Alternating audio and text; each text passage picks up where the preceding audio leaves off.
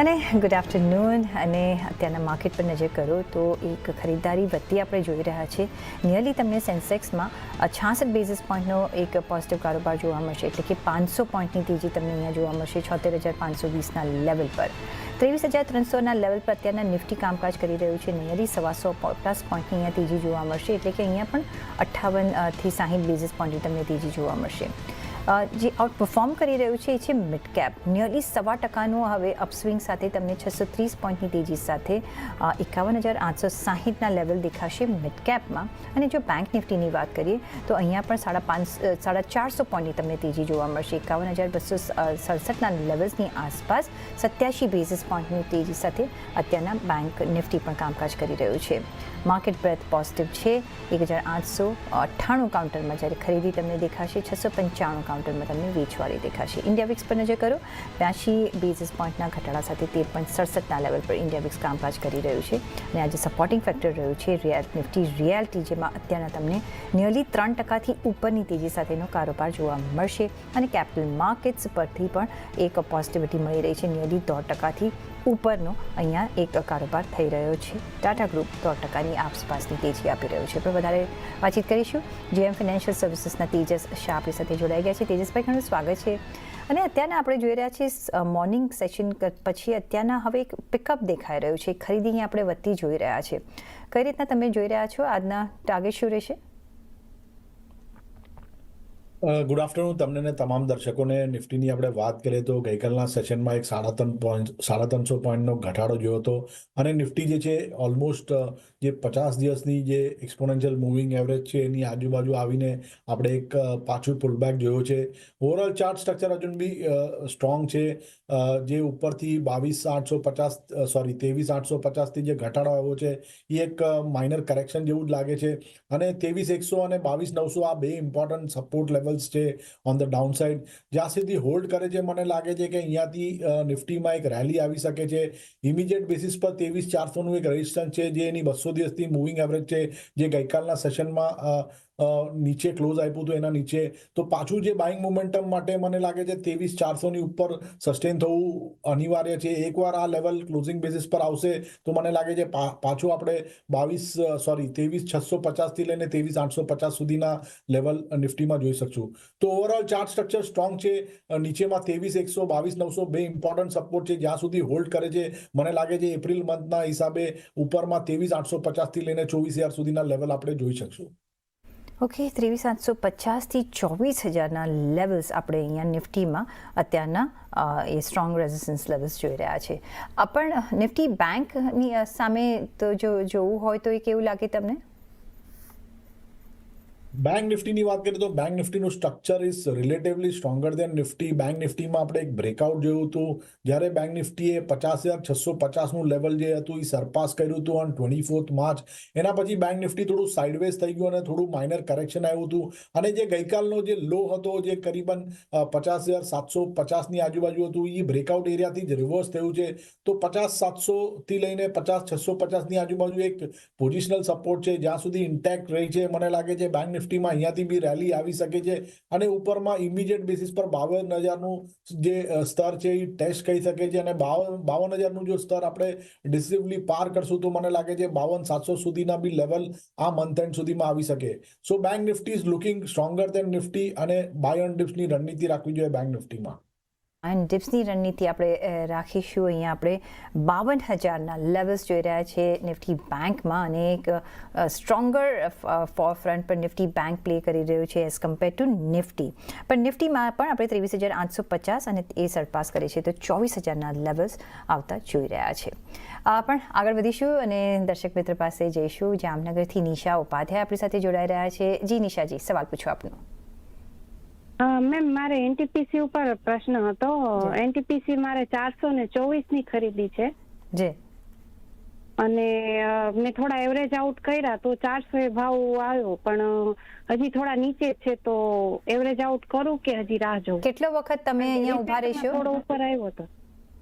કેટલા વખત માટે આ કાઉન્ટર લીધા છે તમે? 2-3 મહિના માટે. 2-3 મહિના માટે એનટીપીસી તમે 424ની પ્રાઇસમાં લીધા, પછી 400ના લેવલ પર તમે એવરેજ કર્યા છે અને અત્યારના આપણે જોઈ રહ્યા છે તો 350ની આસપાસ ચાલી રહ્યું છે. 3 મહિનાના ટાર્ગેટ્સ તેજસભાઈ શું જોઈ રહ્યા છો, શું કરવું જોઈએ અહીંયા? એનટીપીસી નું કાઉન્ટર હમણાં સ્ટ્રોંગ છે. સ્ટોકે રિસન્ટલી સારી એવી સ્ટ્રેન્થ બતાવી હતી અને જે 200 દિવસની મૂવિંગ એવરેજને બી સરપાસ કર્યું છે, તો હું એમને એક ટ્રેલિંગ સ્ટોપ લોસ આપી દઈશ.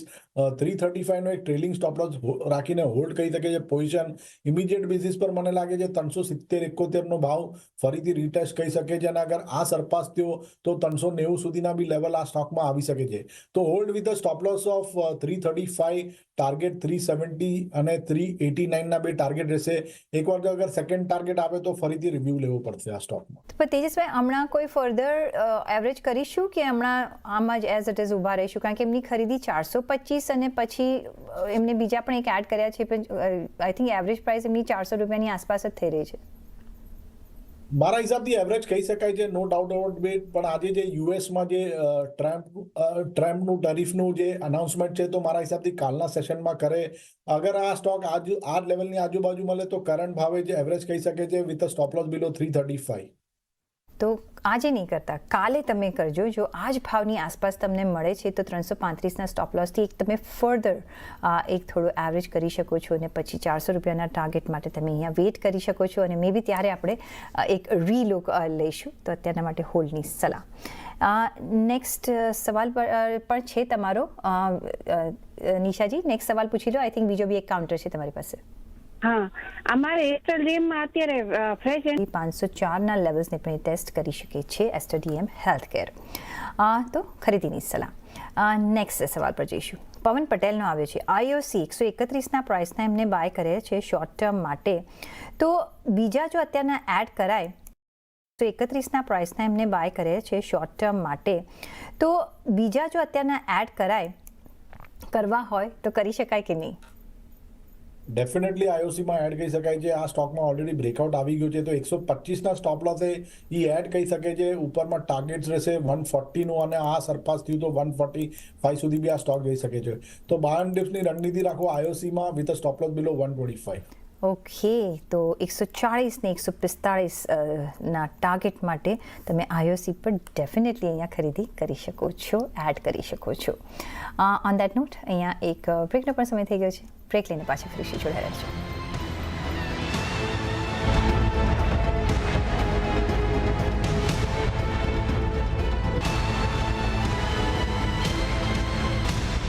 અને હું ઓલવેઝ કહું છું કે એસઆઈપી જે સ્ટ્રેટેજી છે ને, આપણે એમ કે લમસમ ને તમારે 5-7 વર્ષ માટે હોય તો ઇક્વિટીમાં કરવું, પણ એસઆઈપી તમે કરો ને તો એ 10 થી 15 વર્ષની સ્ટ્રેટેજી છે કે અહીં તમે તમારા લોંગ ટર્મ રિટાયરમેન્ટ, તમારા લોંગ ટર્મ તમારા ચિલ્ડ્રનના એજ્યુકેશન માટેની એ બધી વસ્તુ માટે કરવાની વસ્તુ છે.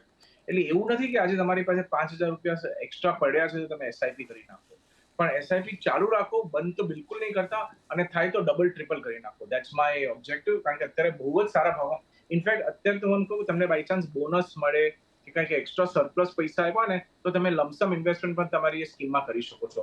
તો આગળ જતા 2-5 વર્ષે તમને લાગશે કે કેટલો હોશિયારીનું કામ કર્યું આપણે. એબ્સોલ્યુટલી જી. તો અત્યારના તમને ઓછા ભાવમાં વધારે યુનિટ્સ મળશે અને તમે અહીંયા આનો આવી રીતે ફાયદો લેજો. નહીં કે વિથડ્રો કરી લો. Always green is better colour જ્યારે આપણે માર્કેટ પોઈન્ટ ઓફ વ્યૂ જોઈએ છીએ, પણ રેડ ઇઝ નોટ બેડ. કારણ કે તમને એક વધારે નિવેશ કરવાની એક સમય આપે છે, ઓપોર્ચ્યુનિટી આપે છે અને સસ્તા ભાવમાં વધારે તમને ક્વોન્ટિટી મળે છે. એટલે કોઈએ એસઆઈપી અને પણ તો ન જ કરવી જોઈએ. હર્ષ સોનીનો નેક્સ્ટ સવાલ છે. હવે એ બીજા એક્સ્ટ્રીમ પર પૂછી રહ્યા છે. માર્કેટમાં અત્યારના કરેક્શન આવ્યું છે, તો શું મારે મારી એફડી તોડી નાખવીને મ્યુચ્યુઅલ ફંડમાં લમસમ કે સ્ટોક માર્કેટમાં સીધું રોકાણ કરી દેવું જોઈએ? મને 3 વર્ષ પછી આ રકમની જરૂર છે. શું આવા બી પગલાં લેવા જોઈએ? એબ્સોલ્યુટલી લેવા જોઈએ. જો આપણે એક ભલી વસ્તુ માનીને ચાલીએ કે આ એફડી એમનું ઇમરજન્સી ફંડ નથી, કે આ એવું કંઈ નથી કે ફંડ કે જેની એમને તરત હાલમાં આગળના 6 મહિનામાં જરૂરત છે. ક્લિયરલી કહે છે કે 3 વર્ષ પહેલા એમને જરૂરત નથી. અને મારું તો એવું માનવું છે કે જે પણ વ્યક્તિ આજના તારીખમાં હિન્દુસ્તાનમાં 50-55 થી ઓછી ઉંમરનો હોય ને, એને ફિક્સ ડિપોઝિટ કરવાની જરૂરત જ નથી. ખાલી મ્યુચ્યુઅલ ફંડમાં કરે, એસઆઈપી કરે અને આગળના 10-15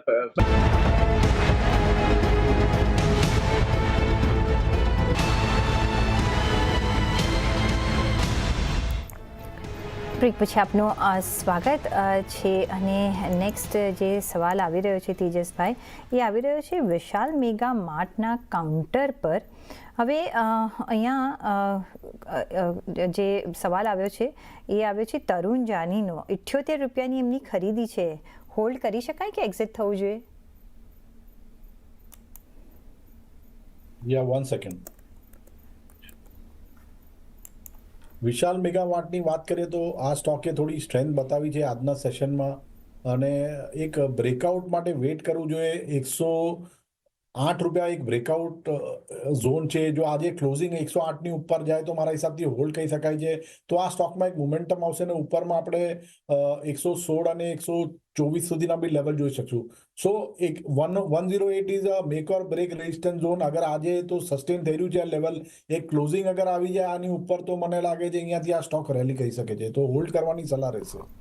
ઓકે, તો હોલ્ડ કરજો. જો આજના જે ક્લોઝિંગ છે એ આ જ લેવલ્સ પર આવે છે તો અહીંયા આપણે એક બ્રેકઆઉટ જોઈ રહ્યા છે. આજે અહીંયા 5% ઉપરની આપણે મુવમેન્ટ પણ જોઈ રહ્યા છે. તો પછી અહીંયા તમને હોલ્ડ કરવાની સલામતી દેખાઈ રહી છે. આઈ થિંક 115-118ના આપણે ટાર્ગેટ્સ અહીંયા જોઈ રહ્યા છે શોર્ટ ટર્મમાં. તો આજના લેવલ્સ પર તમારું ખાસ ધ્યાન હોવું જોઈએ, ક્લોઝિંગના લેવલ્સ પર.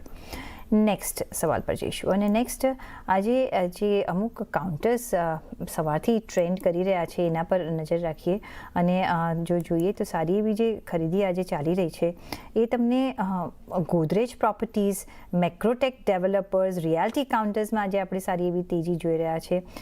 કોઈ કાઉન્ટર્સ તમને ઇન્ટરેસ્ટ કરે એન્ટ્રી માટે? સો લોડાનું કાઉન્ટર થોડું સારું લાગી રહ્યું છે. સ્ટોકે એક 20 દિવસની જે મૂવિંગ એવરેજ હતો એનો સપોર્ટ લઈને આજે રિકવરી આપી છે. 1210નું એક રેઝિસ્ટન્સ છે, એની ઉપર સ્ટોક ટ્રેડ કરી રહ્યો છે. જો 1210ની ઉપર આજે બંધ આવે તો મને લાગે છે આ સ્ટોકમાં એક ફ્રેશ બાઇંગ મોમેન્ટમ આવી શકે છે. ઓન ઇમિડિયેટ બેસિસ 1295નું લેવલ ટચ કરી શકે છે સ્ટોક અને એ સરપાસ થયું તો 1305 સુધીના બી લેવલ આવી શકે છે. તો આ સ્ટોકમાં વેટ ફોર અ બ્રેકઆઉટ 1210ની ઉપર એક ફ્રેશ બ્રેકઆઉટ આવશે અને 1160ના સ્ટોપ લોસે હોલ્ડ કરી શકાય આ સ્ટોક કોઈની પાસે હોય તો for a target of 1300 on the higher side. Okay, તો 1210ના બ્રેકઆઉટ માટે આપણે રાહ જોઈશું અને અત્યારના 1212 રૂપિયાની આસપાસ આ કાઉન્ટર ચાલી રહ્યો છે. આ લેવલ્સ મેન્ટેન કરવા જરૂરી છે અને જો થાય છે તો પછી આપણે 1255થી 1305ના બે ટાર્ગેટ્સ જોઈ રહ્યા છે. પણ તમારે જે સ્ટોપ લોસ છે 1160નો ત્યારે મેન્ટેન કરવાનો રહેશે. તો વોચ આઉટ ફોર 1210ની આસપાસના લેવલ્સ આજે ત્યાં એક ક્લોઝિંગ આવવું જોઈએ. નેક્સ્ટ સવાલ પર જઈશું અને નેક્સ્ટ સવાલ જે આવી રહ્યો છે એ સ્નેહલ મકાડિયાનો આવી રહ્યો છે. જય કોર્પોરેશનના 90ના ભાવના 75 કાઉન્ટર છે. 6 મહિનાનો શું વ્યૂ તમારો રહેશે? તો જય કોર્પનું જે કાઉન્ટર છે થોડું સાઇડવેઝ છે. સ્ટોકમાં કોઈ મોમેન્ટમ નથી. સ્ટોક થોડું બેઝ ફોર્મેશન બનાવી રહ્યો છે અરાઉન્ડ 88-90ની આજુબાજુ.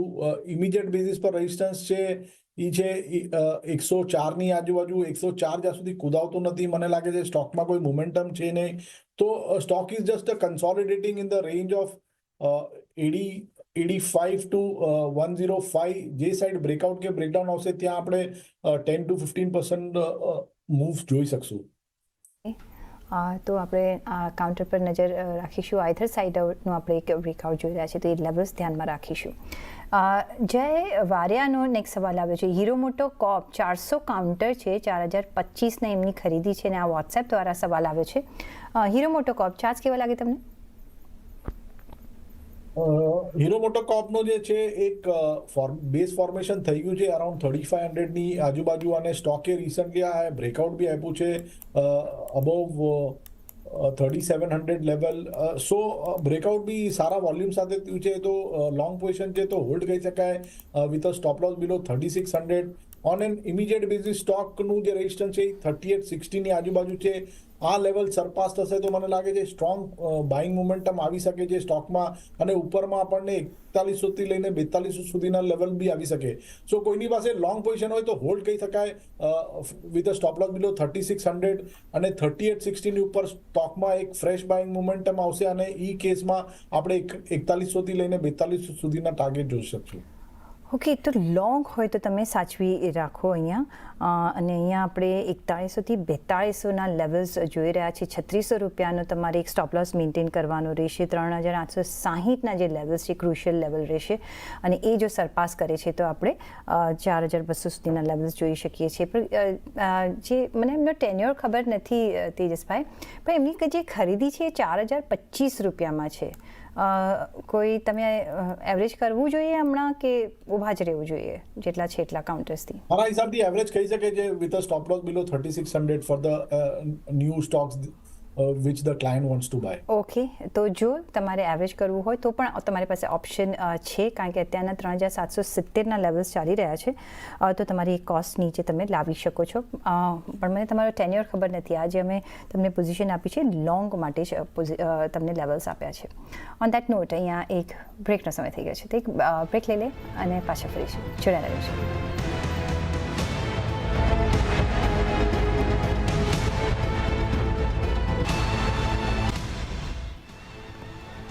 પછી આપનું સ્વાગત છે. અને નેક્સ્ટ આપણે જે કાઉન્ટર પર આજે નજર રાખી રહ્યા છીએ, HDFC બેંક આજે સારી એવું આજે અહીંયા આપણે મોમેન્ટમથી અહીંયા ખરીદી જોઈ રહ્યા છે. નિયરલી 1.25% ઉપરની તમને અત્યારના તેજી જોવા મળશે. નિયરલી 1800 રૂપિયાની આસપાસ હવે પહોંચી તો લાગી રહ્યો છે આ કાઉન્ટર. HDFC બેંક કઈ રીતના જોશો? બેન્કિંગ સ્ટોક્સમાં મને લાગે છે HDFC બેંક ઘણો સારો સ્ટોક છે. સ્ટોકે હમણાં રિસન્ટલી સ્વિંગ હાઈ બનાવ્યો હતો 1843 નો, અને એના પછી એક માઇનર સ્ટોકે પુલબેક આપ્યું છે. ચાર્ટ સ્ટ્રક્ચર ઘણું સારું છે. સ્ટોકમાં ઓલરેડી બ્રેકઆઉટ આવી ચૂક્યું છે. 1735નું એક પોઝિશનલ સપોર્ટ છે. જ્યાં સુધી હોલ્ડ કરે છે મને લાગે છે કે બાય ઓન ડિપ્સની રણનીતિ રાખવી જોઈએ આ સ્ટોકમાં. ઉપરમાં 1845નું પહેલો ટાર્ગેટ રહેશે, અને અગર એ સરપાસ થશે તો મને લાગે છે સ્ટોક 1880 સુધી બી જઈ શકે. તો 1735નું જ્યાં સુધી લેવલ બ્રેક નથી થતું, આઉટલુક પોઝિટિવ છે સ્ટોકમાં. ઓકે, તો 1780ના જ્યાં સુધી આપણે લેવલ્સ બ્રેક નથી થતા જોતા ત્યાં સુધી અહીંયા એક પોઝિટિવ આઉટલુક સાથે આપણે કામકાજ કરી શકીએ છીએ. અહીંયા આપણે એક પોઝિટિવ મુવમેન્ટ જોઈ શકીએ છીએ. 1800 પ્લસના અહીંયા ટાર્ગેટ્સ આપણે જોઈ રહ્યા છે. વિપુલ સોનેજીનો નેક્સ્ટ વોટ્સએપ આવ્યો છે, અને એમનો જે સવાલ છે એ છે બજાજ હાઉસિંગ ફિનાન્સના કાઉન્ટર પર 171 રૂપિયાની એમની પ્રાઇસ છે, ને 300 કાઉન્ટર્સ છે એમની પાસે. 50 રૂપિયાનો અત્યારના લોસ થઈ રહ્યો છે. શું કરવું જોઈએ? જો મારા હિસાબથી અગર એમને લોંગ ટર્મ માટે લીધું હોય તો હોલ્ડ કહી શકે છે, અને ટ્રેડિંગ માટે લીધું હોય તો 115ના સ્ટોપ લોસે બી હોલ્ડ કહી શકાય છે. ઇમિડિયેટ બેસિસ પર સ્ટોકમાં થોડી સ્ટ્રેન્થ બતાવી રહ્યું છે. ઇમિડિયેટ બેસિસ પર સ્ટોકમાં 134 135 સુધીના લેવલ આપણે જોઈ શકશું આવનારા દિવસોમાં, જ્યાં સુધી સ્ટોક 115ની ઉપર હોલ્ડ કરે છે. એ લેવલ અગર સરપાસ થશે તો મને લાગે છે સ્ટ્રોંગ બાઇંગ મોમેન્ટમ આવી શકે છે સ્ટોકમાં, અને 150 સુધીના બી લેવલ આ સ્ટોકમાં જોઈ શકે. તો 115નું સપોર્ટ છે, જ્યાં સુધી હોલ્ડ કરે છે આઉટલુક પોઝિટિવ છે સ્ટોકમાં. ઓકે, તો અહીંયા એક 115ના જ્યાં સુધી સપોર્ટ લેવલ્સ જાળવી રાખે છે ત્યાં સુધી અહીંયા આપણે પોઝિટિવ આઉટલુક રાખીને જોઈ રહ્યા છીએ, તો અહીંયા આપણે ઊભા રહી શકીએ છીએ. નેક્સ્ટ જે બીજો એક કલ્યાણ જ્વેલર્સનો આજે સવારથી અહીંયા આપણે ટ્રેન્ડ થતા જોઈ રહ્યા છીએ. કાઉન્ટર અહીંયા નિયરલી 7.5% ઉપરની તેજી જોઈ રહ્યા છે. કોઈ વ્યૂ આપ? કલ્યાણ જ્વેલર્સની વાત કરીએ તો આ સ્ટોકમાં એક સારો એવો ફોલ આવી ગયો હતો, અને હવે થોડું બેઝ ફોર્મેશન થઈ રહ્યું છે. બટ ઇમિડિયેટ બેસિસની આજુબાજુ 500 થી લઈને 501ની વચ્ચે એક સ્ટ્રોંગ રેઝિસ્ટન્સ છે. અગર આ સરપાસ થશે તો મને લાગે છે એક ફ્રેશ બાઇંગ મોમેન્ટમ આવી શકે, ને સ્ટોક 545 સુધી બી જઈ શકે. So wait for a breakout. 500 to 501 is a breakout zone. એકવાર બ્રેકઆઉટ કન્ફર્મ થાય તો મને લાગે છે સારી એવી મોમેન્ટમ સ્ટોકમાં આવી શકે છે. 500 થી 501ના બ્રેકઆઉટ માટે આપણે રાહ જોઈશું, ને એ બ્રેકઆઉટ આવે છે તો પછી અહીંયા આપણે એક સારી એવી મુવમેન્ટ જોઈ શકીએ છીએ કલ્યાણ જ્વેલર્સમાં. ઇમામી 3%ની મજબૂતી સાથે અત્યારના અહીંયા ટ્રેન્ડ થઈ રહ્યો છે. અહીંયા સારી એવી આજે આપણે ખરીદી જોઈ છે. ચાર્ટ્સ કેવા લાગે તમને? ઇમામીનો સ્ટોકનો ચાર્ટ થોડો સાઇડવેઝ ટુ માઇલ્ડલી પોઝિટિવ છે, પણ સ્ટોક કે ઓલમોસ્ટ જે 200 દિવસની મૂવિંગ એવરેજ છે જે કરીબન 608ની આજુબાજુ છે, તો આજનો હાઈ બી એની આજુબાજુથી રિવર્સ થયો છે સ્ટોક. તો 608 to 610 is a breakout zone for the stock. જ્યાં સુધી આ લેવલની પાર ન થતો મને લાગે છે થોડું સ્ટોક સાઇડવેઝ કન્સોલિડેશન કરી શકે છે. બાયસ માઇલ્ડલી પોઝિટિવ છે જ્યાં સુધી સ્ટોક 550ની ઉપર ટ્રેડ કરે છે ત્યાં સુધી. તો 550ની ઉપર ટ્રેડ કરે છે ત્યાં સુધી એક પોઝિટિવ આઉટલુક આપણને મળતો દેખાઈ રહ્યો છે. 608થી 610ના લેવલ્સ સરપાસ કરવા જરૂરી છે આ કાઉન્ટર માટે, તો ત્યાં સુધી એક સાઇડવેઝ આપણે મૂવમેન્ટ જોઈ શકીએ છીએ. ઝોમેટો અહીંયા નજર કરો, અહીંયા 3% ઉપરની મજબૂતી સાથે આજે આપણે one of the trending stock છે ઝોમેટો. નિફ્ટી 50માં અત્યારના આપણે જોઈ રહ્યા છીએ આ ઇન્ક્લુઝન. કઈ રીતના તમે જોશો? ઝોમેટોની વાત કરીએ તો સ્ટોક એક બ્રોડર રેન્જમાં ટ્રેડ કરી રહ્યો છે. નીચેમાં જે સપોર્ટ છે એ કરીબન 199 અને 200ની આજુબાજુ છે, અને ઉપરમાં જે રેઝિસ્ટન્સ છે એ કરીબન 230ની આજુબાજુ છે. તો 30 રૂપિયાનું જે એક બ્રોડર રેન્જ છે એમાં સ્ટોક કન્સોલિડેટ કરી રહ્યો છે. મારા હિસાબથી જ્યાં સુધી બ્રેકઆઉટ કે બ્રેકડાઉન આવતું નથી ત્યાં સુધી થોડી રાહ જોવાની જરૂર છે. ઓકે, તો બ્રેકડાઉન કે નથી આવતું ત્યાં સુધી આપણે એક રાહ જોઈશું આ કાઉન્ટરમાં, ઝોમેટોના કાઉન્ટરમાં. ઓન ધેટ નોટ રજા લેવાનો સમય થઈ ગયો છે. તેજસભાઈ, આપના કોઈ ડિસ્ક્લોઝર્સ? તો જે બી સ્ટોક્સ આપણે ડિસ્કસ કર્યા છે એમાં મારી કોઈ વ્યક્તિગત પોઝિશન છે નહીં, પણ અમે અમારા ક્લાયન્ટોને રિકમેન્ડ કર્યા હોઈ શકે. શોમાં આમંત્રિત કરવા માટે આભાર તમારો. જી તેજસભાઈ, આપનો પણ ઘણો આભાર અમારી સાથે આજે જોડાવા બદલ અને આપના વેલ્યુબલ વ્યૂઝ અમારી સાથે શેર કરવા બદલ. ને સાથે મને પણ આપશો રજા. પણ જોડાયેલા રહેજો CNBC બજાર સાથે. લઈને આવીશું વાયદાથી ફાયદો. નમસ્કાર.